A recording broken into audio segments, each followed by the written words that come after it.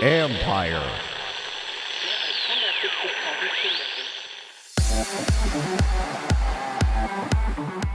The flame of helping athletes with sports tech was lit a generation ago. So I developed it first back then for 2D video, and it was mostly 2D. And like I said, the problem was it took so long. Then the next motion capture system I developed basically was a three-dimensional analysis system and started using reflective markers, and now it's much more automatic. That's Dr. Phil Cheetham, the Director of Technology and Innovation at the United States Olympic Committee. Wait until you hear what's being used now as American Olympians get ready to vie for gold in Japan. This is the Future Sport Podcast. I'm Bram Weinstein.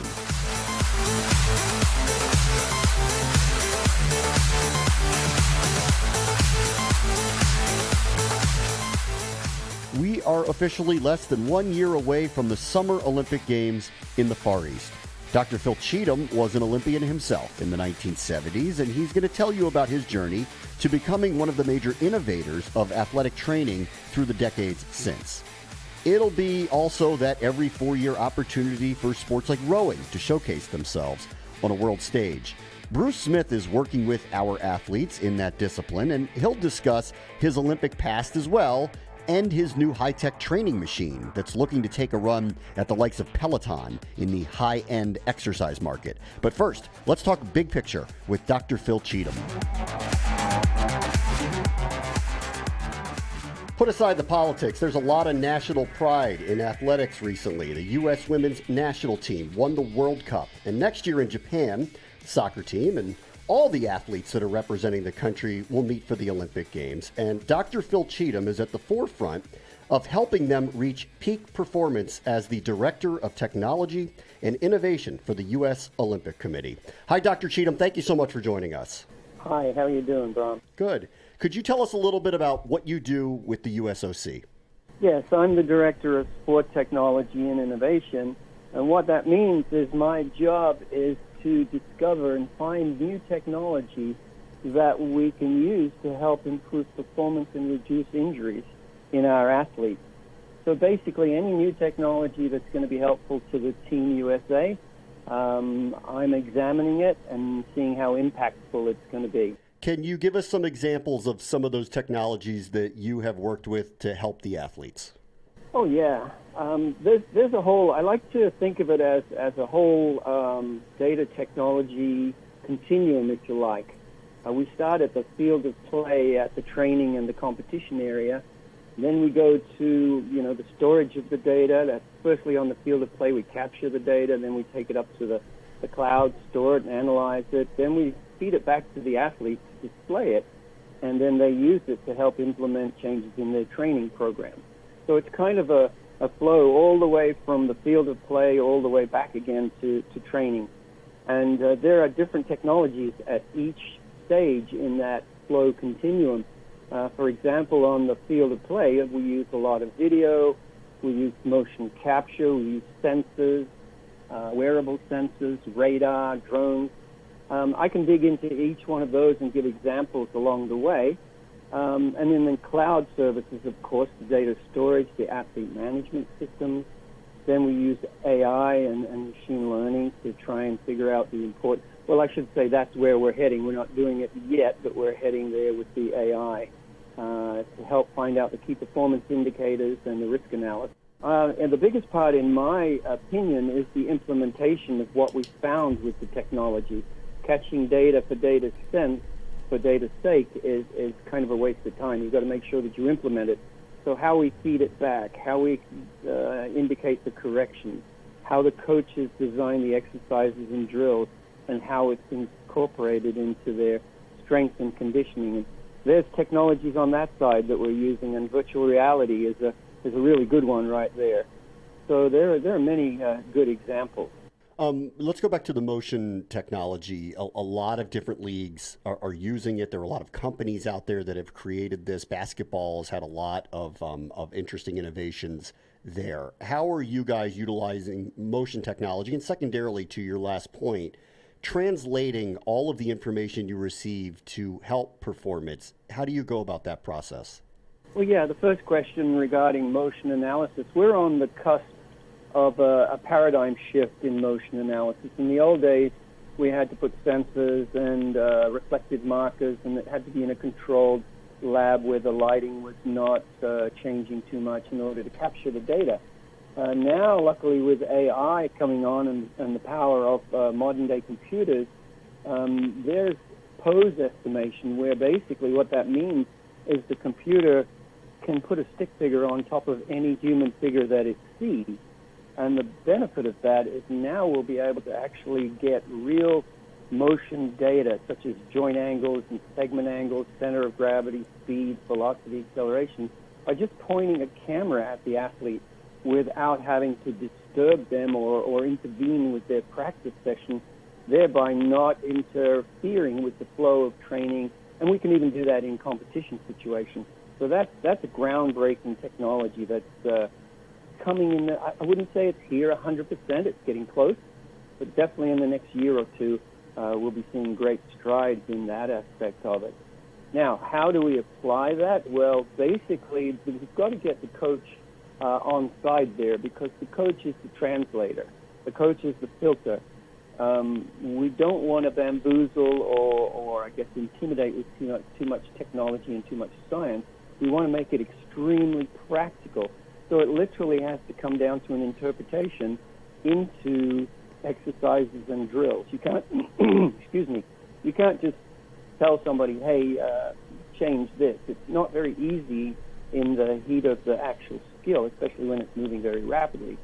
So it's up to the coach to come up with very clever drills that implement the changes he wants to see without necessarily making the athlete cognitively think about it during the execution of the skill. Because in the end, the instincts matter, right? Like, isn't that kind of the point here? These are very gifted people who have very gifted athletic abilities, and you don't want to overwhelm them, right? You want to allow them to do what they are kind of naturally born to do. Yeah, well, there's two phases to that. I mean, obviously they're doing something that's not the way you want it to be, so there's a motor pattern that's ingrained, and you have to switch that motor pattern to the correct one. So you can't just do it by saying, hey, change this. They may change it for a little while, but in the heat of battle, it'll just come back again, in the heat of competition, basically. So you have to build up incremental drills, and that's a key word, incremental.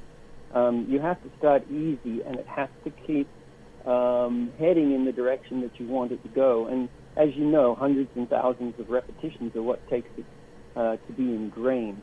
So it has to go from the cognitive to the automatic. And that's the trick, because it has to be so automatic that even under a stressful situation, the new motor pattern or the correct motor pattern will be the one that prevails. The way these high-level athletes train, you've been doing this and working with them for a very long time. What are the major differences from 10, 20, and 30 years ago? Well, it was very, very difficult and very expensive and very complex and very slow in the old days. Back when I worked at the Olympic Training Center in my first stint was from 1982 to 1987, and we just got the IBM PC at that point, and the Apple II with like 64K of memory, and just really difficult to do anything significant because they still weren't at that level yet. And so now we're bathed in supercomputers, literally.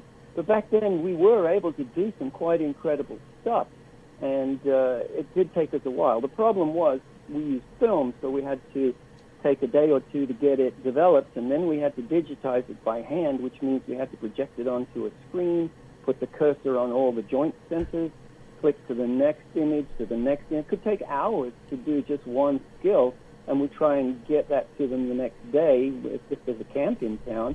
It was very limiting. Now we're to the stage, or getting very close to the stage, where within 10 seconds of the actual skill, we'll have all the data on the screen and they'll have it on their phone. So it's a huge, huge step, and I think it's a paradigm shift for biomechanics. Biomechanics hasn't done very well in the past 20 years, and I think because the technology hasn't caught up, and I think now it has. Through all of this, how has it kind of changed your role in discovery and implementation of technology? You know what? I don't think that's changed that much. I mean, I've always been on the lookout for new and groundbreaking state-of-the-art technology. And when you're in the moment, whatever's the newest at the time is the coolest stuff you've ever seen. And so it's a matter of perspective, I guess. Now everything is just moving much more rapidly. It's more, I won't say it's more complex, but it's more powerful. And so we've got more tools at our fingertips. I guess that's the difference. We didn't have as many tools back then. Let's go back to motion analysis for a moment, because you did develop one of the first sports motion analysis systems. What could it do, and how does it compare to what is happening now? Well, it was a progression. Like I said, when I worked for the U.S. Olympic Committee back in the 1980s, my boss, Dr. Charles Dillman, who was the director of the sports science and program back then, said, hey, can we do this that we've been doing with film? Can we do it with video? So I developed it first back then for 2D video, and it was mostly 2D. And like I said, the problem was it took so long. Then the next motion capture system I developed basically was a three-dimensional analysis system and started using reflective markers, and now it's much more automatic. The downside of it was it had to be in a more controlled environment. And that was when we formed our own company called Peak Performance Technologies. And then we kept advancing with different motion capture systems. One of the most recent ones, well, when I say recent, I guess in the last 10 to 15 years, was an electromagnetic system that allowed us to capture data in real time. By that I mean the data would flow directly onto the screen, and you could see the avatar producing the skill as the skill was being performed. So that was a huge step. The only downside of that is, one, you had to put sensors on the person's body, so there was a long setup procedure. And number two, it was wired. It wasn't wireless. And so that meant that the athlete had to be relatively stationary. So it was good for sports like baseball batting, golf, of course, pitching, anything that was relatively stationary. So what, in my mind's eye, in my imagination, what I'm looking for is something that will give me real-time or near real-time data without intervening with the athlete. I think that's the key right there. So yeah, I've developed 3 or 4 motion capture systems from way back in 1980 to today. And so I've seen the whole field grow and change. And I'll be honest with you, a few years ago I got relatively disillusioned. I was not particularly impressed with IMUs, that is the sensors, the accelerometers, etc. They're not that good for tracking motion, specifically position. They're really good for accelerations and such, and velocities. And so I kind of got a little bit despondent, but now I'm all jazzed up and excited again because of AI and automatic pose recognition and automatic motion tracking directly from camera. I like to call it the magic camera. You point it and you get data. And I think that's coming very soon. So that's the AI. What about virtual training, virtual experiences? Where do you see that going? That's at the other end of the spectrum. That's in the end of the spectrum where you're getting the information back to the athlete in the most realistic sense that can be assimilated. So you could imagine the avatar that you see on the screen, if you can, and you can now, put that into a virtual reality headset, or even augmented reality is good too, because you still have a view of your surroundings. It's just a matter of how vividly can we get the information back to the athlete. I mean, graphs and charts are one thing, but quite often when you're giving a lecture and you're showing graphs and you're showing tables, very quickly you get glazed looks back at you. We need to engage. We need to make the transfer of information just as exciting as going to a blockbuster movie, so that you're emotionally moved by it as well as intellectually. One example there of technology, virtual reality technology, that we're using for sports psychology is Dr. Karen Kogan is doing work with the combat sports such as fencing and the acrobatic sports such as diving and gymnastics. She can do 3D, not motion capture, but 3D filming, and put that into a virtual reality headset so that the athlete can be at the World Championships, they can be at the Olympic Games, they can be at the World Cup, they can be on deck, they can be on the podium. and they can hear the screams and the yells of the crowd, and they can look around. And so it's a way to mitigate anxiety and get them ready for a competition without them even being at the competition, so that when they walk into the arena, they have the feeling, oh, I've been here before, this is not that scary. So this is one way that we can get that information back to them through virtual reality. You mentioned the use of drones as well. How are they being utilized? Again, these are kind of experiments at the moment, but the most obvious and simplistic use of a drone is to be able to put a camera in a place that's very difficult to put a camera. And obviously the answer to that is the overhead view. We've experimented here at the training center with them. We've done it with archery, where we've had them literally flying around in the indoor stadium looking at the archer from all the different points of view. We've also used it with our track and field athletes. We've had some terrific overhead views of the throws, and it's a view that they don't often get. And you can also think of something like pole vaulting. That is very difficult to get a point of view right next to the bar because the bar is up so high. And so the drones help us there. And they certainly help us, too, when we get to the point where we can have several up at once. We get key views. I mean, my image or my mind's eye of the future with drones is basically you have a suitcase, you open the suitcase, 5 or 6 drones, you push a button, they just fly up, they go and position themselves in their predetermined positions around the event that you're looking at, and they just automatically film, and then they put themselves back away again. So no tripods, no setting up, it's just automatic. I don't know if you can answer this question, but I am curious if there's any specific sports or disciplines where you've seen some major change in the way they train and performance as we head towards Japan next year.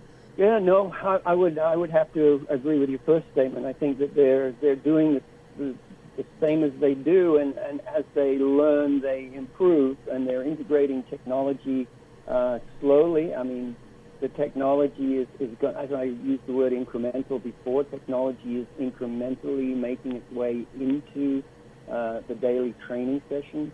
The biggest advantage we've had recently is a camera system that allows us to get multiple views synchronized with one another directly to an iPad. Those sort of things make their way into training rapidly because the athletes really like to look at what's going on from different vantage points. And now in social media, the ability to put 3 views, forward, side, and back, onto one video and put it onto their social media channel really gets the comments coming and gets the discussion going. So I think we're seeing it incrementally more and more. You were an Olympian yourself. You were a gymnast. How did you end up getting into this? Well, if you go all the way back, I was just lucky. It was serendipity. I had a police boys club 1 mile away from my house in Sydney, Australia, which is where I grew up. And it just so happened that there was an Olympic coach there who was a 2-time Olympian himself.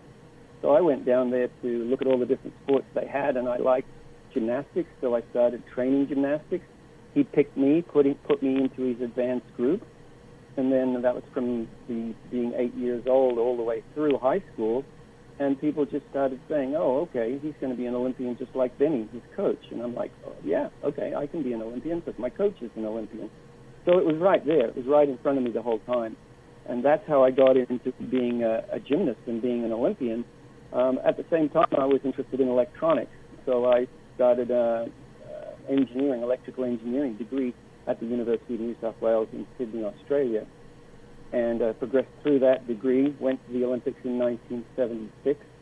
And then after that, I ended up training for the 1980 Olympics by coming to the United States and working out on the team at Arizona State University, being an assistant coach there. And what happened, again, a piece of serendipity, they had a biomechanics program, and being an electrical engineer, I had mechanical engineering subjects. I just never liked them because it was all machines and gears and cogs and levers and trusses and stuff like that, and I thought that was boring. So when somebody told me that I could do all of that same analysis, but with the human body and with my sport, I was all in.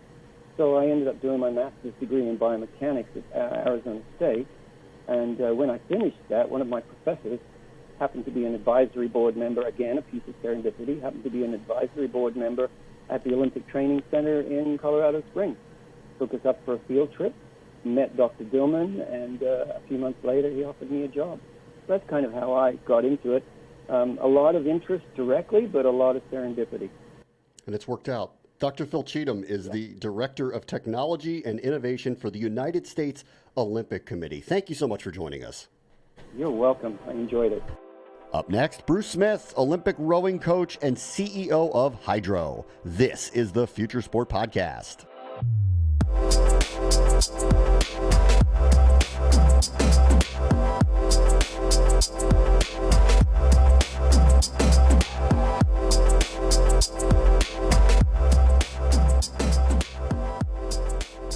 Let's bring in our guest this week, Bruce Smith, who is the CEO of Hydrow, the sleek, modern rowing machine that uses cool tech to help you feel like you're cruising down the river from a home gym. Hey, Bruce, how are you? I am great. Great. Thank you. Can you tell us about the genesis of Hydrow? How did it come about? Yeah, I have been a rowing coach for a long time. I coached the U.S. national team. I've been to 10 world championships, and then I spent a few years working at a rowing club that was a nonprofit. And I became convinced over the course of that time that rowing is just this, it's amazing. It's the best exercise you can do for your body. There's no impact. There's no, it's a comfortable seat. You can do it at any age. It improves bone density. It uses 86% of your muscles. It's really phenomenal, but just not that many people have access to rowing clubs. So the opportunity to take this sport and take the best parts of the sport and share it really broadly with the rest of the world was very exciting to me. And so we decided, with the arrival of some new technology to test the system, and we can take the experience of you being out on the Charles River or out on Indian Creek in Miami Beach, and we can deliver it right to your home. And we also created some very cool new technology for the machine itself. So on the Hydrow, you have a really quiet computer-generated resistance mechanism that is the first of its kind, patent pending. So the goal is to get the experience of rowing to everybody in the United States. I'll get more into the tech in a moment, but your background is so interesting. When did you know you wanted to go from coaching this to being an entrepreneur? Yeah, it's kind of, it's a little bit the other way around. I started as an entrepreneur, and I thought that rowing was really kind of like a waste of time, and I did it on the side.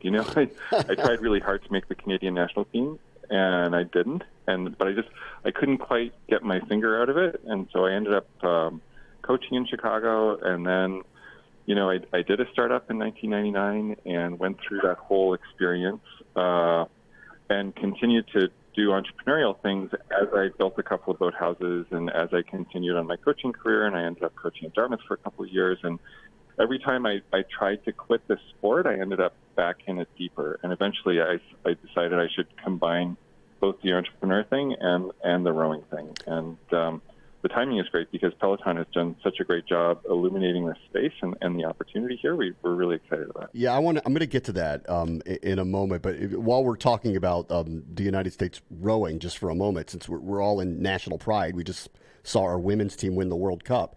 I'm asking this. So cool. I'm asking this out of ignorance. Is America good at rowing? Or are we good at this?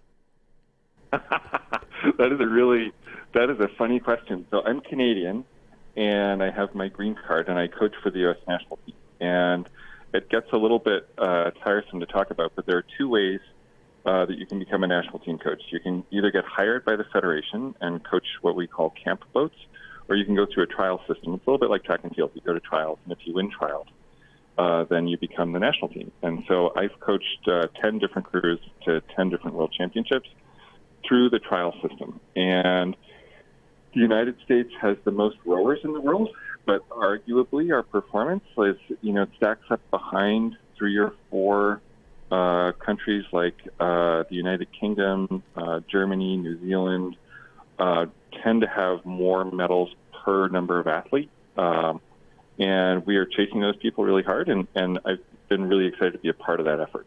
So let's talk about tech then, as we do try to improve this. What is the tech in this sport that you are excited about?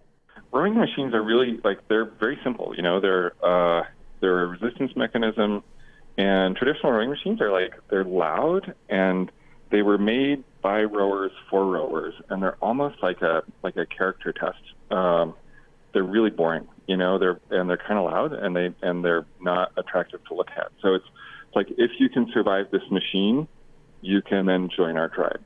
And to me, that was just crazy. Rowing it should be really accessible, and it should be very inviting, because being out on the water is just it's just a fabulous experience. You get both a whole body workout that gets your adrenaline going, and you get this experience of, you know, being out on a river in a special place that other people don't ordinarily have. So there was a huge opportunity to innovate around that. The resistance mechanism that we created is computer generated, and it's the first of its kind. So instead of having a noisy fan, we have a very quiet system of magnets that are controlled by a computer program, and we can generate any resistance curve that we like using a computer algorithm. And so that is pretty revolutionary in the rowing world. It's old technology, but nobody had really taken the trouble to build it out and to create that mechanism. So we have a very cool thing. It's called an eddy current brake, and you can't see or hear it, and it creates a perfect force curve for your body. Tell me about resistance training in this, because, again, I'm a layman with all of this. We have a rowing machine in my basement, but it's old and it's loud, and it's not unlike the things you do, and it's rudimentary, and it's like the things that you have described. And I guess I learned through years, I used to take spin classes, I enjoyed those, that you learn about resistance training in that way, which I think led towards the advent of things like Peloton. How do you teach people about resistance training in this sport when it's probably not something that, even if people were doing the exercise, really thought about that much? So one of the things with rowing is that everybody like goes running at some point in their life, and most people have ridden bicycles, but not that many people have the opportunity to go out and boat. So there's this natural barrier around rowing machines where people are a little bit uncomfortable using them to train. And what we've done is we've solved that whole problem just by putting a screen on it. And every time you sit down on the machine, you have a really great athlete who's either training for the Olympics or on an athletic journey, and they are teaching you the key things that you need to know about the sport. So you can do, I think we have like 600 workouts in our catalog, and every day there are live workouts that come directly to your screen, and they tell you everything that you need to know about proper rowing form. And it's actually really simple. It's as simple as 1, 2, 3. But being reminded every day and being able to follow. And then the other piece of that is just the sport itself. So rowing uses both your strength system and your aerobic system, and it's perfectly balanced. It's for human beings. It's absolutely the best exercise. It uses 70% aerobic capacity and 30% strength. So it improves your muscular tone and strength, and at the same time, it helps your heart and lungs. So it's the best calorie-burning exercise there is in the world. There's all this advancement. You mentioned Peloton in this exercise industry. Your company here, there's high-end treadmills now that are very different than the ones that used to be produced in gyms or bought for home use. Where is this all going? Yeah, I would say that the 60 million people who pay for their gym membership have a very, as soon as they understand the choices that are available, I think there's a giant opportunity. And of those 60 million people, about 40 million never go to their gym, or they might go, 2 or 3 times a year. So they're paying for the gym, and they know they should exercise, and they like the idea of it, but they don't have time. And so they end up skipping their trip to the gym. And connected fitness solves that problem in a really big way. And our biggest thing, so on the one hand, we have really great tech and really great exercise and a really great experience, but the most important part for me is that rowing connects human beings, and it makes you feel like you're part of a team. And so that fun that you used to have in high school when you played on a sports team, we can actually deliver that to adults in their home, because you're competing with people and you're on a team in a boat with other people. So that connective experience that you get from the gym, we can actually digitize in a meaningful way. And it's not like it's not 100% match, but it is pretty compelling. And when you add in the cost savings and the time savings and the convenience and the fact that your whole family can use it, we think that connected fitness is really, it's only going to grow, and it's not just an American thing, but a worldwide opportunity as well. As you are putting people in these kind of virtual teams, do you want this to be a competitive experience? Yeah, I'm obviously like a little bit insanely competitive. I take athletes to the World Championships, and we're trying very, very hard to win. We call it competing with, not competing against. And it may sound like a little bit subtle, but it's really not.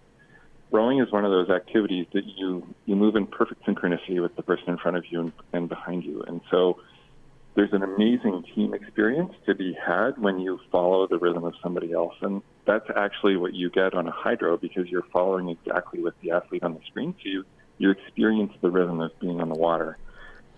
And the joy of all that is that you're competing with other people, who are just like you. And so it's a group of your friends, a group of your peers, and you get to have their performance as your motivation. And it's really a gift. It's a hugely connective thing. It's not so much about squashing the person behind you as you give them your best performance and they give you their best performance. And in that way, everybody gets better. And it's a phenomenal experience. And that competing with piece, we think, is just it's really, really, really important. It's also like, if you want to build a better society, like, I'm a huge fan of competition. I'm a huge fan of capitalism, but we want it to be a positive experience for everybody, and we want people to feel the responsibility to a broader group so that we're able to make better decisions overall.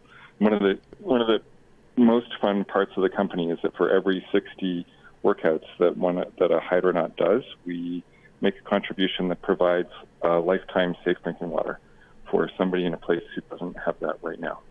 That's cool. Do you guys use anything like wearables at this point to monitor performance or recovery or any of those type of things that go along with modern exercise?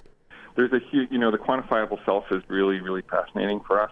And we have a plan to add in the heart rate monitor system to our machine. So you'll be able to use your regular heart rate chest strap, and that'll hook directly into the system, and we'll track your performance. There are also some very, very cool sensors out there that monitor oxygen utilization in muscles. I use them with elite athletes, and they are extremely well suited for just like regular people as well, because they give you a very accurate guide for how intense your workout should be. So if you give me 20 minutes and I can get you to work out at the right intensities, then it's like working with the very best trainer in the world. And with those sensors that we're going to be introducing in the next year, it's going to have an even more powerful impact on people's lives. And the flip side of that is privacy. And our commitment is that we will never share your data with anybody without your explicit direction to do so. So all of the data that you collect over time is an amazing motivator, an amazing tool to understand your progress, but it's only yours, and it belongs to you, not to anybody else. I've been on a Peloton. I've seen your machine. It's amazing looking. And obviously the screen changes the experience of the rowing machine. It gives you the opportunity to put yourself in this place. The next step logically seems to be that there would be a virtual experience. Do you envision that for your company or other exercise companies where there's goggles involved and you're literally in an immersive experience? Yeah. Have you been talking to the head of our concourse here? Yeah, I'm an advisor now. I'm on the board of directors now. Yeah, right. Exactly. Yeah. So, of course, Magic Leap is dumping so many resources, and there's so many smart people thinking about augmented reality. And you've also got 5G, which is happening gradually across the United States. So the convergence of those two things is going to let us deliver a live experience that will absolutely blow your mind. And I don't want to say any more than that about it right now, but it is, of course, something everybody's talking about. And live outdoor reality was a tagline that we chose with the full intention of delivering an experience that extends beyond a two-dimensional screen. All right, last thing for you, and I know you made the comparison to gyms and gym prices. Clearly, this stuff, though, is not inexpensive. So let's talk about affordability just for a moment for the average person to get into any of these type of machines. Like, what is your thought process moving forward about making this affordable?